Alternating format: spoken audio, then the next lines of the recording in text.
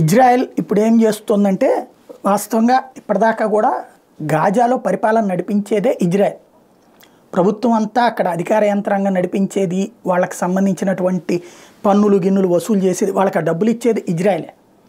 అంటే వాళ్ళకి పరిపాలన చేత తీవ్రవాదికి పరిపాలన ఏం చేతే సస్తే కనబడుతుంది. ఇప్పుడు ఆఫ్ఘనిస్తాన్లో ఏం జరుగుతుందో అట్లాంటే ఉంటుంది అక్కడ కూడా దరిద్రం. కాబట్టి ఆ పరిపాలనా బాధ్యతలు నిర్వర్తించేటటువంటి వ్యవస్థని నడిపిస్తున్నది ఇజ్రాయెల్. ఆ డబ్బులు మళ్ళీ వాళ్ళకే ఇచ్చేస్తుంటుంది ఎప్పటికప్పుడు.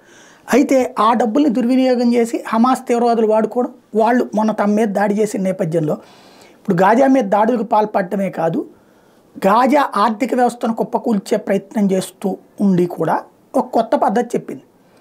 హమాస్ తీవ్రవాదులకి ఈ డబ్బులు వెళ్ళకూడదు అనుకుంటాం, కానీ ఆ డబ్బులే మేము తినేయాలనుకోవట్లేదు. ఆ పన్నులు ఏవైతే వసూలు చేస్తున్నామో ఆ డబ్బులు నాటో దేశమైన నార్వేకి బదిలీ చేస్తాం, నార్వే వాళ్ళు ఆ డబ్బుల్ని అవసరాలను బట్టి మీరు తీర్చండి అని చెప్తుంది. అంటే అమెరికా అనుబంధ నాటోని ఇందులోకి లాగుతోంది.